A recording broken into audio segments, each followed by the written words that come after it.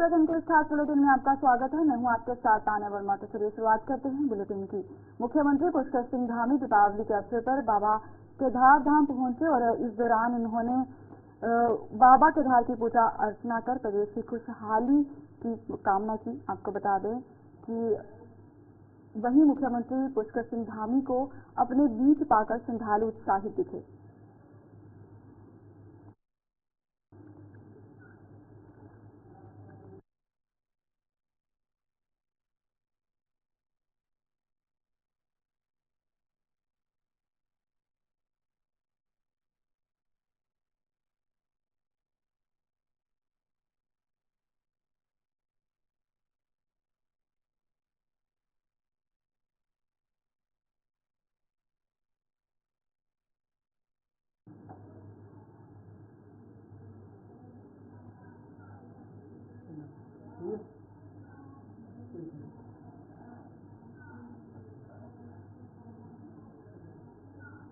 केदारनाथ विधानसभा उपचुनाव के लिए भाजपा अभी से ही विपक्षी दलों पर जुबानी हमले कर रही है। भाजपा के प्रदेश महामंत्री और केदारनाथ विधानसभा उपचुनाव के संयोजक आदित्य कोठारी की माने तो जिस प्रकार से हरियाणा चुनाव में विपक्षी दल कांग्रेस जीत के दावे कर रहा था और चुनाव समाप्त होते होते उन सभी दावों की हवा निकल गई, उसी प्रकार से केदारनाथ उपचुनाव में भी कांग्रेस भले ही जीत की बात कर रही हो, लेकिन जनता सरकार के साथ है और सरकार के विकास के कार्यों पर मोहर लगाना चाहती है।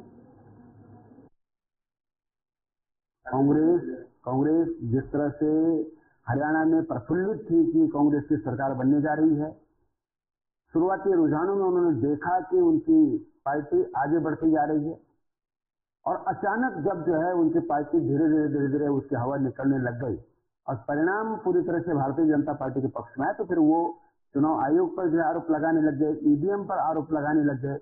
ये तो उनकी प्रवृत्ति है, ये तो हमेशा हर चुनाव में करते आए। केदारनाथ विधानसभा में भी उनकी स्थिति ऐसी होने वाली है जैसे हरियाणा चुनाव में हुई है। वो बिल्कुल दम भर रहे हैं कि हम बद्रीनाथ की तरह, मंगलौर की तरह केदारनाथ भी जीतेंगे, लेकिन मुझे लगता है कि वहां की जनता मन बना चुकी है कि हम विकास के साथ रहेंगे।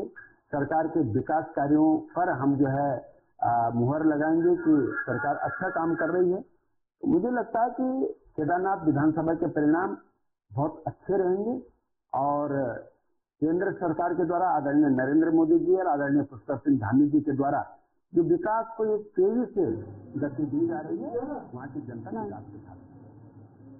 दीपावली के पावन अवसर पर कैबिनेट मंत्री गणेश जोशी के देहरादून स्थित शासकीय आवास पर गौर अखौली समाज के रंगकर्मी बच्चों ने, आपको बता दें कि भाईलो उत्सव का आयोजन किया। इस अवसर पर मंत्री ने रंगकर्मियों को दीपावली की बधाई भी दी और मिष्ठान भी वितरित किया। विदित हो कि भाईलो पर्व आमतौर पर लक्ष्मी पूजा की रात को महिलाओं और लड़कियों द्वारा किया जाता है, जबकि दाऊसी अगली रात को लड़कों और पुरुषों द्वारा किया जाता है। हालांकि पिछले वर्ष के दौरान इसे महिला और पुरुष द्वारा सामूहिक रूप से मनाया जाता है। इनके काम भालिनी और दाऊसी कहा जाता है। कार्यक्रम के अंत में भोजन एवं मिष्ठान परोसा जाता है। गायकों को उपचार भी दिए जाते हैं। इसके बदले में भाईलो टीम सुख समृद्धि एवं सौभाग्य का आशीर्वाद देती है।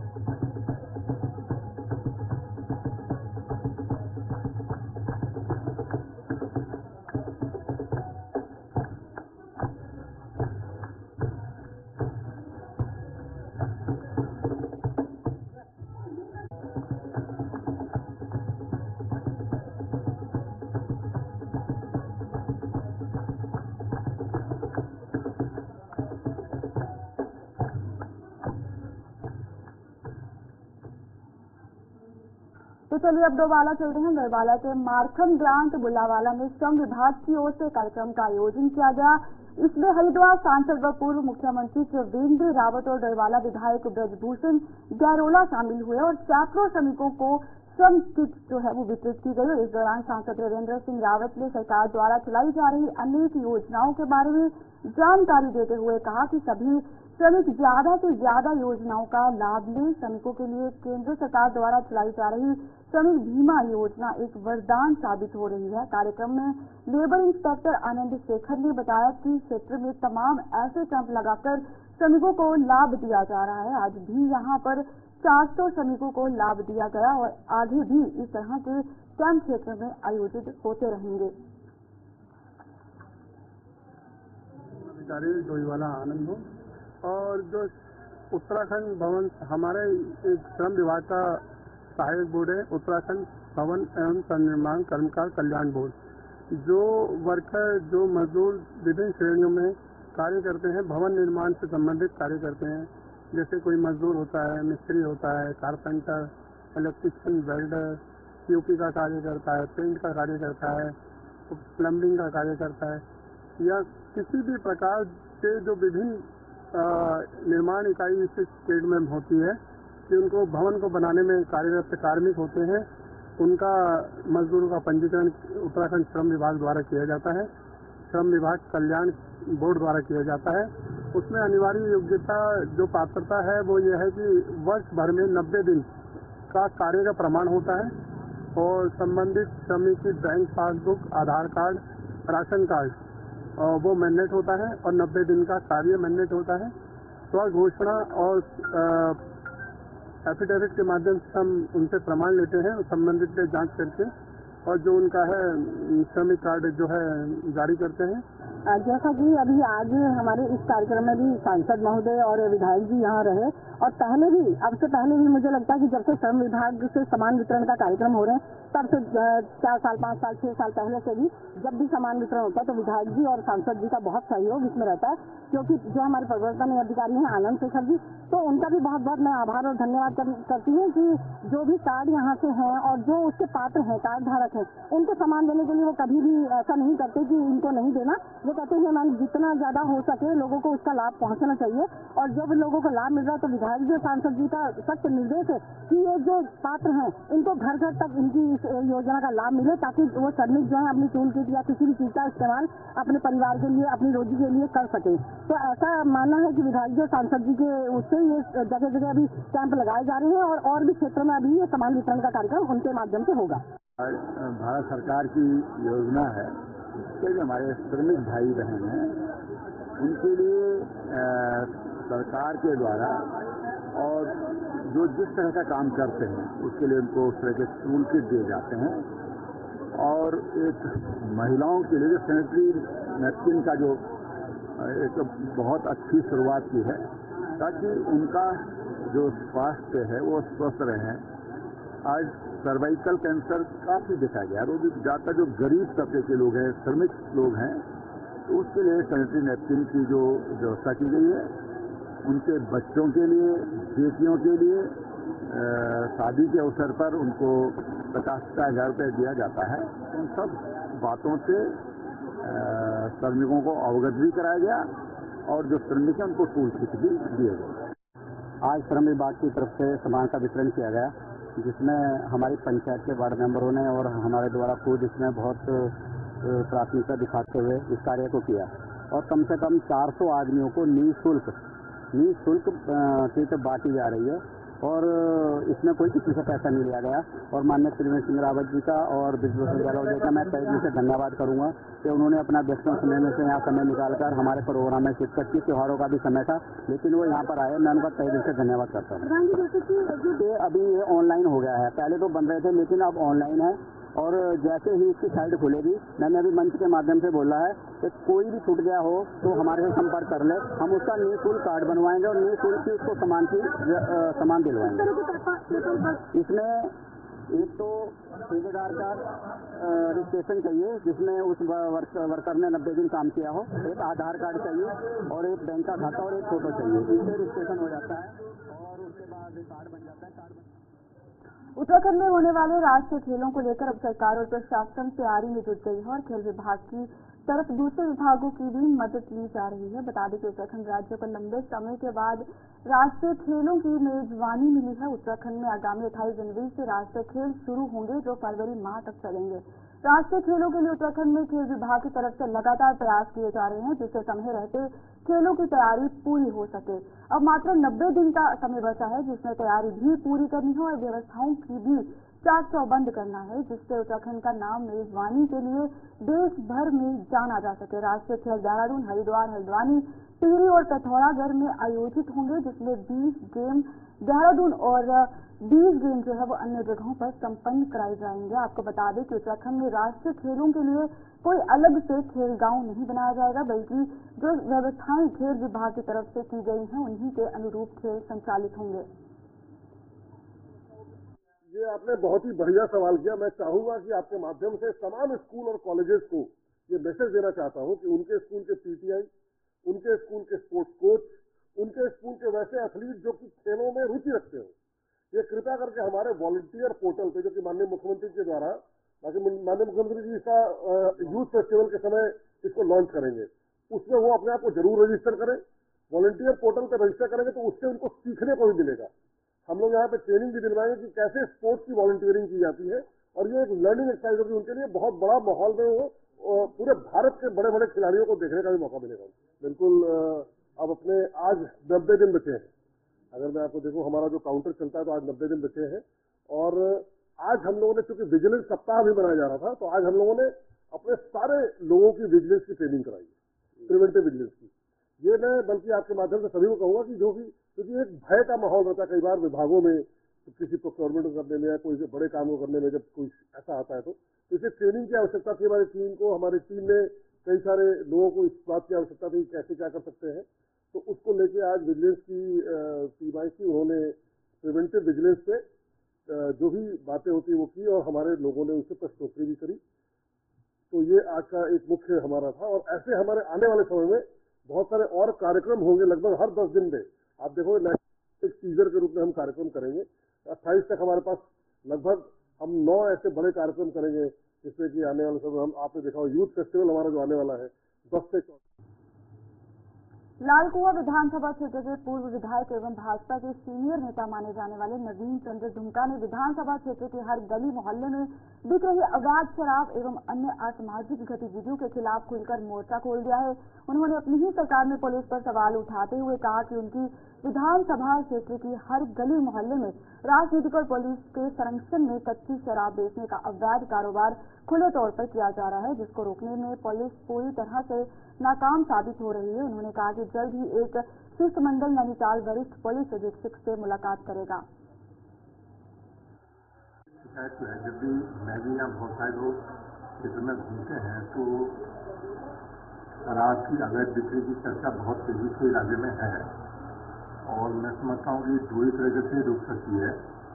या तो सरकार, प्रशासन और पुलिस का सजा डंडा इनके ऊपर हो, और या फिर लोग जख्म में इकट्ठे होकर के इस टाइप की जगह जगह पर जो स्पॉट बने हैं उनको घेर लें, उनको प्रोत्साहित करें, उनको चेतावनी दें। इससे भी जन संगठन और जन विरोध से भी इस टाइप की घटनाएं बंद हो सकती हैं। लेकिन पुलिस प्रशासन का फिर भी साथ दीजिए। इस मामले में शीघ्र ही हम लोग एक शिष्टमंडल लेकर के यहाँ के एसएसपी महोदय से मिलने वाले हैं, और उनसे आग्रह करेंगे कि जिस प्रकार उन्होंने गैंगस्टर गैंग में कार्रवाई की, वैसी शराब के व्यवसाय पर भी कार्रवाई करके इलाके को ढाल देना है।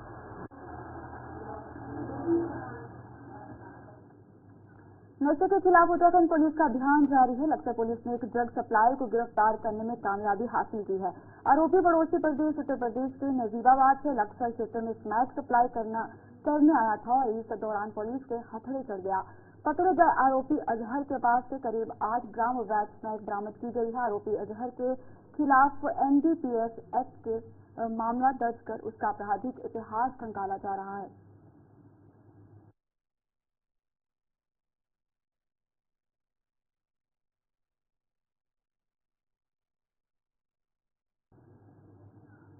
जिलाधिकारी कामेंद्र सिंह ने पत्नी सहित बाल सुधार गृह जो है वो रोशनाबाद और मात्र आंचल जगदीशपुर जगजीतपुर में पहुंचकर बच्चों के साथ मनाई दिवाली और दिवाली के शुभ अवसर पर जिलाधिकारी ने छोटे बच्चों के साथ मोमबत्ती जलाकर दीपावली उत्सव मनाया। साथ ही मिठाई और मोमबत्ती जो है वो भी उपहार स्वरूप वितरित की और बच्चों को शुभकामनाएं भी दी। बच्चों से उनके सपनों और भविष्य के बारे में चर्चा भी की और उन्होंने प्रोत्साहित करते हुए कहा कि खूब मेहनत से पढ़ें और अपना नाम रोशन करें, साथ ही जनपद का भी नाम रोशन करें। आज दिवाली के शुभ अवसर पर सबसे पहले मैं समस्त जनपदवासियों को दिवाली की शुभकामनाएं प्रेषित करता हूं और मैं आह्वान करता हूं कि समाज के समस्त वर्गों को अपने साथ लेकर के अपनी हंसी खुशी में शामिल करके हर्षोल्लास के साथ दिवाली मनाएं।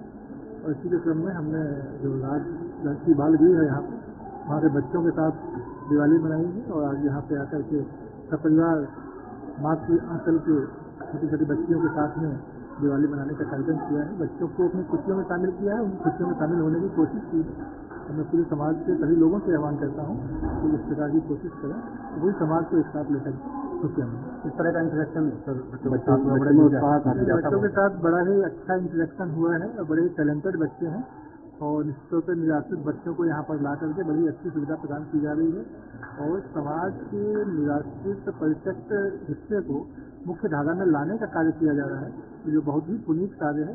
तो मैं कहूँगा कि ऐसे कार्य जो है विभिन्न संस्थाओं के द्वारा भी किया जाना चाहिए। राष्ट्रीय स्तर पर भी हम लोग ये कार्य कर रहे हैं, तो आगे भी प्रयास होगा कि समाज का कोई भी हिस्सा खुशियों से, अच्छे कार्यों से, अच्छी धारा से, धनात्मक ऊर्जा।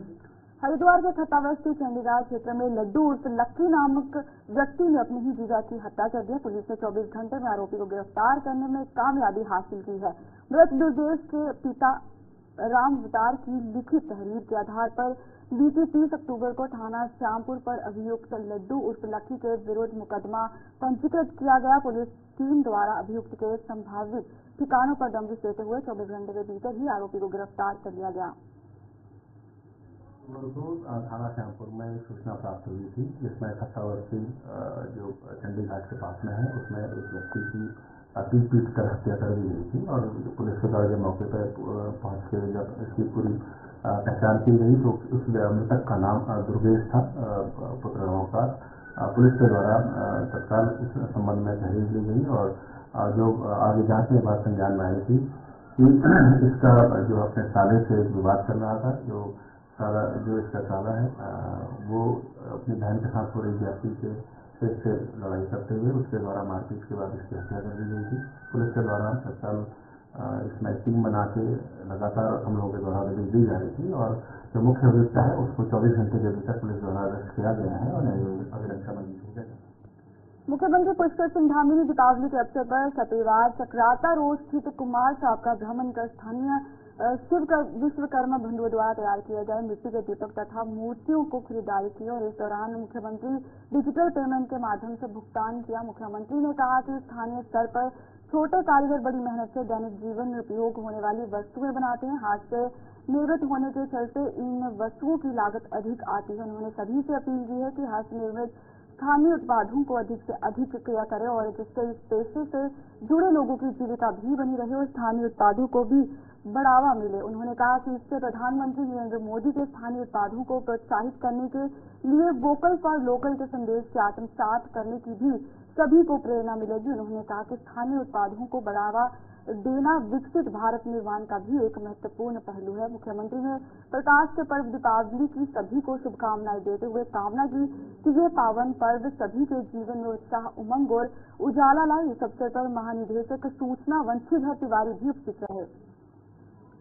देखिए, हमारे प्रधानमंत्री जी ने सभी ऐसे हमारे कारीगर जो हमारी पूर्वजों के द्वारा बनाई हुई संस्कृति है, उनके द्वारा बनाए हुए उत्पाद हैं, वो सभी आज देश दुनिया में माननीय प्रधानमंत्री जी की पहल से उनको एक नई पहचान मिल रही है और इससे लाखों हमारे काम करने वाले ऐसे उत्पाद बनाने वाले मिट्टी के अच्छे से अच्छे उत्पाद जो हमारे दीपावली पर्व पर बनाए जाते हैं, दिए हों या अन्य प्रकार की जो मूर्तियाँ हैं वो सभी आज एक अलग पहचान बना रही है और इससे लाखों लोगों को काम मिलता है, रोजगार मिलता है।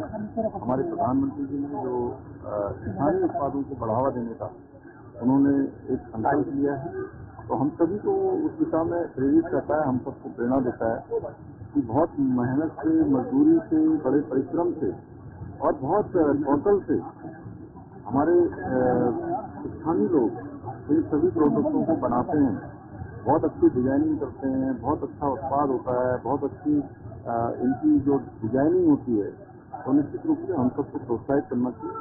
मैं सभी को इस अवसर पर यही कहूँगा कि जरूर अपने अपने स्थानों पर जाकर इन सब मेहनत करने वाले लोगों की जो मेहनत है उसको प्रोत्साहन देने के लिए जरूर हमको खरीदारी करनी चाहिए।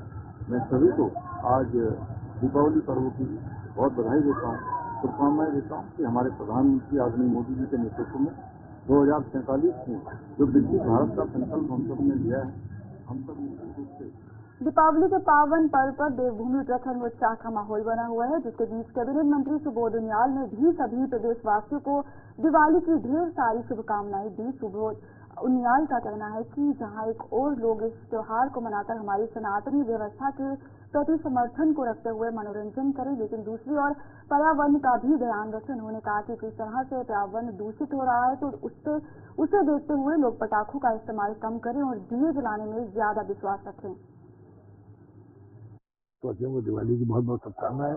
दिवाली का पर्व जिस तरह से लोग हर्षोल्लास के साथ मनाते हैं, बुराइयों पर अच्छाइयों की जीत के प्रतीक के रूप में, और रामचंद्र जी के अयोध्या में वापस आकर पुनः राजकाज संभालने के जो सदियों से परंपरागत हम लोग इसको मनाते हैं, उसकी पूरे प्रदेश के लोगों को बहुत बहुत शुभकामनाएं, बधाई।